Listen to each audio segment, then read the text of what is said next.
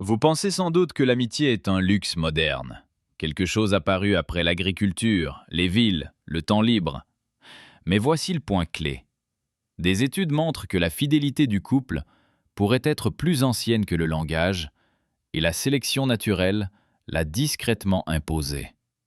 Alors les humains de l'Antiquité avaient-ils vraiment des meilleurs amis? Pas des tribus, pas des familles, pas simplement des compagnons de chasse par commodité. Je veux dire, la personne que tu sauverais en premier, celle dont tu murmurerais le nom avant même de savoir ce qu'était un nom. Imagine deux silhouettes assises près d'un feu, il y a 30 000 ans. Les mêmes coquillages autour du cou, le même ocre rouge sur leur peau. Quand l'un d'eux meurt, l'autre dépose son corps avec des perles assorties. Pas parce qu'un chef le leur a ordonné, parce qu'il le voulait. Il s'avère que la réponse est plus étrange qu'un simple oui. Alors définissons ce que l'on demande. Quand je dis meilleur ami, je ne parle pas de ton cousin ni de ton pote. Je ne parle pas du type que tu supportes parce qu'il manie bien la lance. Je parle de quelque chose de bien plus rare que ça. Un lien choisi, hors du sang, durable, avec une personne bien précise. Quelqu'un que tu reconnais à la voix, dans le noir. Nos ancêtres vivaient en petits groupes. Chaque personne avait un rôle. Chaque personne était, d'une certaine manière, utile. Mais l'utilité n'est pas l'amitié. Une roue est utile. On ne pleure pas une roue. Les meilleurs amis, c'est différent. La question est importante parce qu'elle nous révèle quelque chose sur la nature humaine, quelque chose de plus ancien que l'agriculture ou l'écriture. Si les meilleurs amis existaient il y a 40 000 ans, l'amitié n'est pas une fonctionnalité bonus que nous avons inventée une fois lassée. Ce n'est pas un sous-produit d'Instagram ou des cafés. C'est du matériel essentiel. Ça fait partie du système d'exploitation. Si ces mystères anciens vous intriguent, abonnez-vous. Je vous partage des choses qui me fascinent vraiment, moi aussi. Et cela demande quelque chose d'étonnamment avancé. Pour avoir un meilleur ami, il faut une conscience de soi, le sentiment que l'on existe. Vous devez savoir que vous êtes une personne bien précise, distincte des autres, et reconnaître autrui comme un individu à part entière. Il vous faut une mémoire à travers le temps, la capacité de dire « celui-ci, pas celui-là ». Celui-ci compte davantage. Les scientifiques ont découvert que ce type de reconnaissance individuelle n'apparaît que chez très peu d'espèces. Les éléphants, les dauphins, certains primates. Nous. Chez l'humain, il semble avoir été présent dès l'origine. Mais d'abord, un paradoxe sur lequel les anthropologues ne cessent de buter. Les bandes anciennes étaient minuscules, peut-être 25 personnes, parfois moins. Le récit habituel dit que tout le monde dans le groupe coopérait de manière égale. Tu partages la viande avec tout le monde. Tu élèves les enfants de chacun. Il n'y a pas de place pour les préférés, car le favoritisme affaiblit la tribu. Voilà la version officielle. Sauf que les ossements ne sont pas d'accord. Des squelettes retrouvés en Europe, en Asie et en Afrique révèlent sans cesse quelque chose d'étrange. Certaines paires d'individus étaient enterrés ensemble. Pas des parents et leurs enfants, et pas toujours des maris et leurs épouses. Parfois, deux adultes du même sexe. Parfois, deux personnes dont l'ADN ne révèle aucun lien de parenté. Et on les retrouve enterrés main dans la main, ou face à face, ou parés des mêmes ornements, disposés de façon identique. Outils jumelés, perles jumelées. Un ensemble de sculptures en ivoire de mammouth partagées en deux, une moitié sur chaque corps. Si tout le monde était égal, pourquoi certains couples étaient-ils traités comme une seule personne coupée en deux? Le mythe de l'égalité tribale s'effondre ici. Il s'avère que nos ancêtres avaient bel et bien leurs favoris. Ils le faisaient simplement en silence. Et quand l'un des favoris mourait, l'autre l'enterrait comme si une partie de lui-même descendait dans la terre.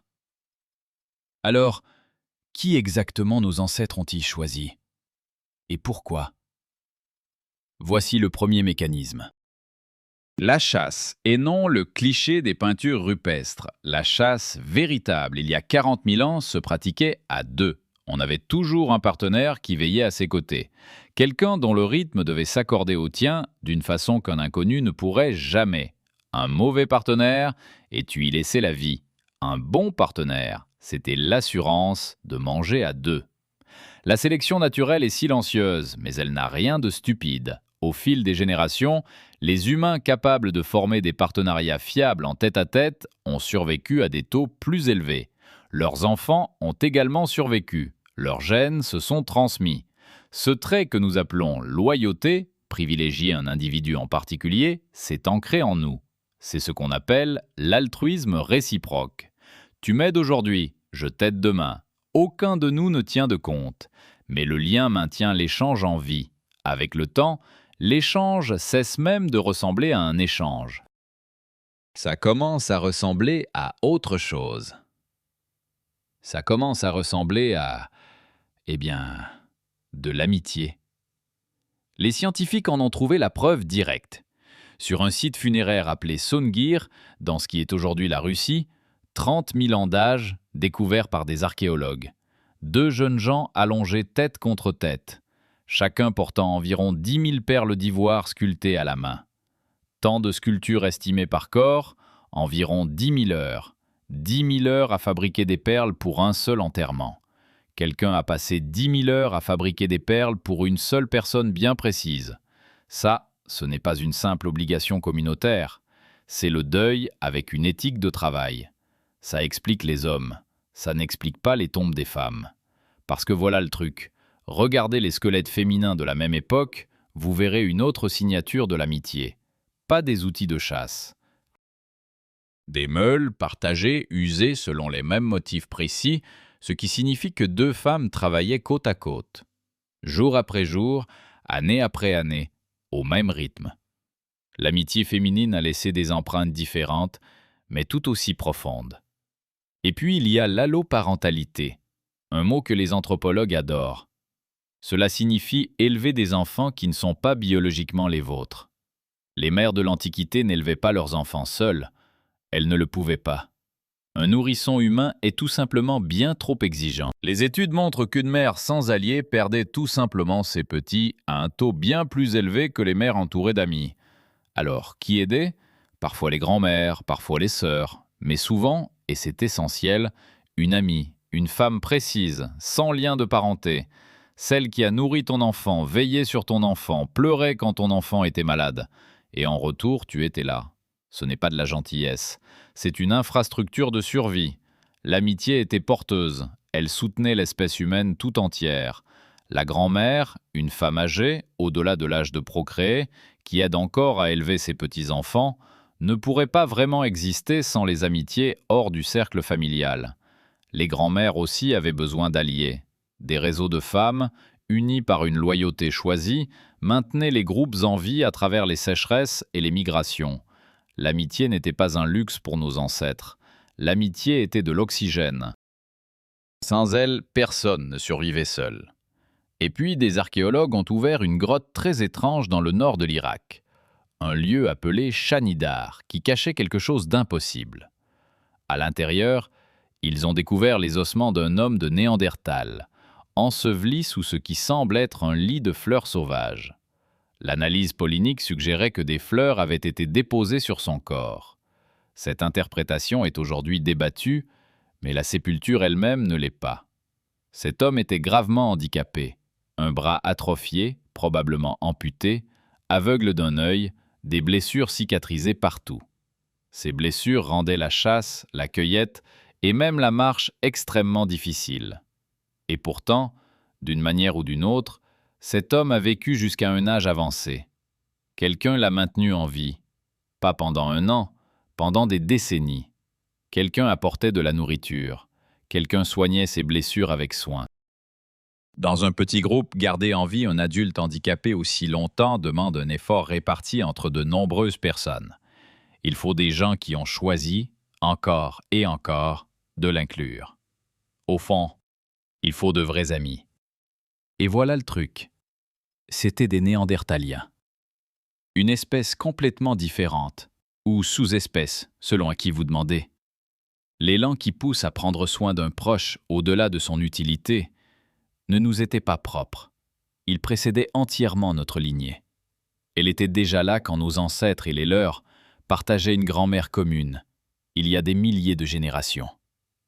Les données isotopiques issues d'ossements anciens, les empreintes chimiques de ce que les gens mangeaient, nous révèlent autre chose de surprenant. La nourriture était partagée au-delà des familles génétiques. Les gens prenaient leur repas avec des individus sans lien de parenté, de manière constante, tout au long de leur vie. Ce n'est pas un simple barbecue. C'est toute une vie de dîner partagé entre amis il y a des milliers d'années. Et puis, il y a l'ocre. L'ocre rouge, ce pigment terreux que les humains anciens appliquaient sur les corps, les outils et leurs morts. L'ocre provenant de carrières bien précises se retrouve à des centaines de kilomètres de son lieu d'extraction. Elle a voyagé, elle s'est échangée. Les réseaux d'échange furent les premières amitiés à longue distance. Deux personnes, appartenant à des groupes différents, s'offrant de petits présents d'ocre au fil d'une saison. Peut-être ne se reverraient-ils jamais, mais l'ocre voyageait entre eux comme un mot glissé sous un pupitre d'écolier.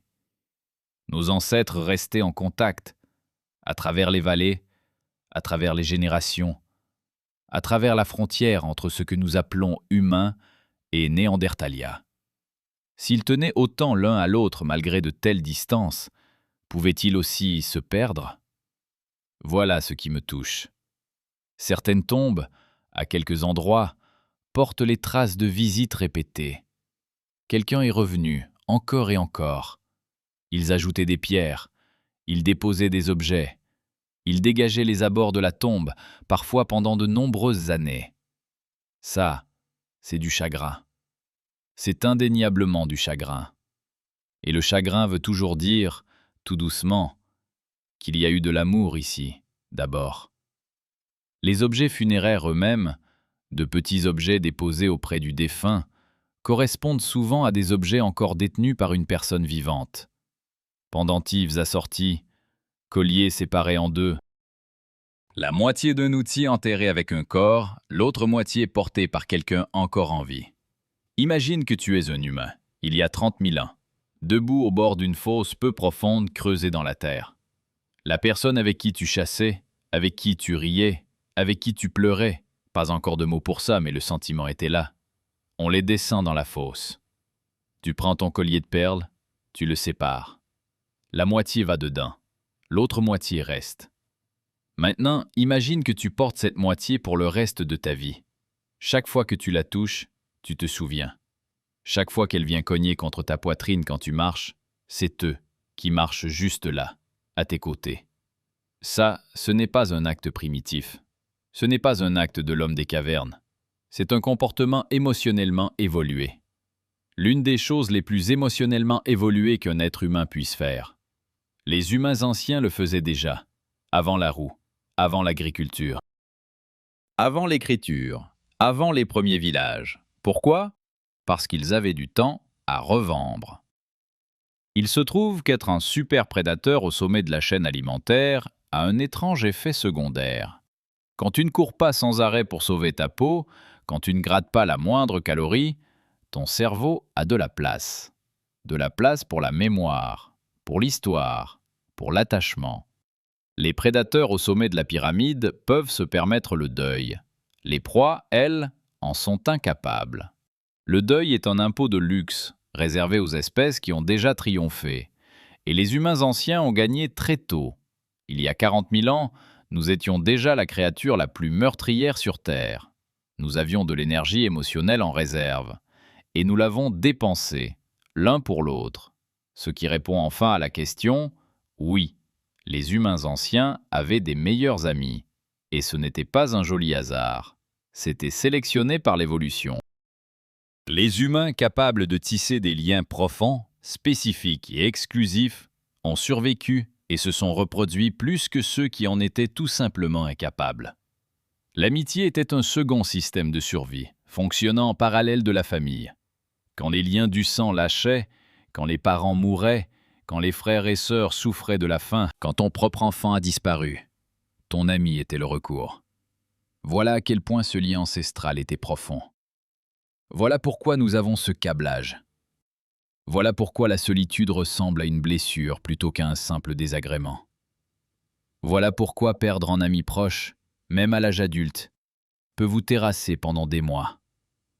Ton système nerveux fonctionne avec un logiciel écrit il y a 40 000 ans. Il s'attend à ce qu'une personne bien précise veille sur toi. Le langage lui-même a peut-être évolué en partie pour entretenir ces liens ancestraux. Prenez un instant pour y réfléchir. La plupart de ce dont les humains parlent vraiment, toute la journée, chaque jour, n'est pas de l'information. C'est du lien. C'est du commérage. Ce sont des banalités. C'est prendre des nouvelles. Les études montrent que la plupart des conversations humaines relèvent du toilettage émotionnel, pas du transfert d'informations. Nous restons proches l'un de l'autre, une phrase à la fois.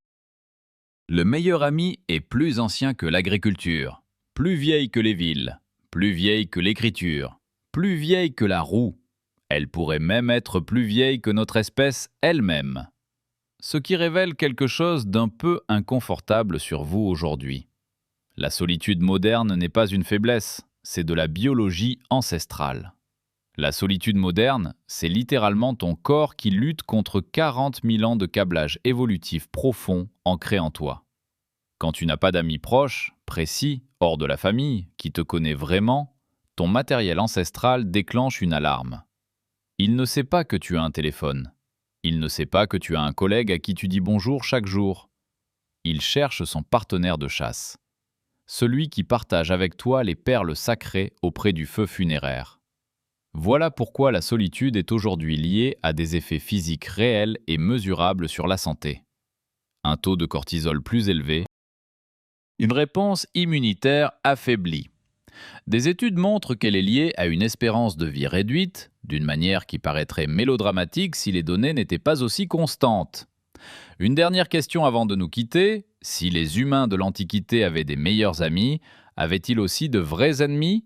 Pas des rivaux au sein du groupe, des ennemis choisis, de longue date, de la même manière que nous avons choisi nos meilleurs amis proches. Il se trouve que le même câblage cérébral qui te permet d'aimer une personne précise pour toujours, te permet aussi d'en haïr une. Et les preuves archéologiques de ces ennemis anciens choisis, de longue date, sont franchement, discrètement troublantes à observer. Mais ça, c'est pour une autre vidéo. Si celle-ci t'a plu, abonne-toi, je t'explique des trucs que je trouve intéressants. La série sur les humains anciens réserve encore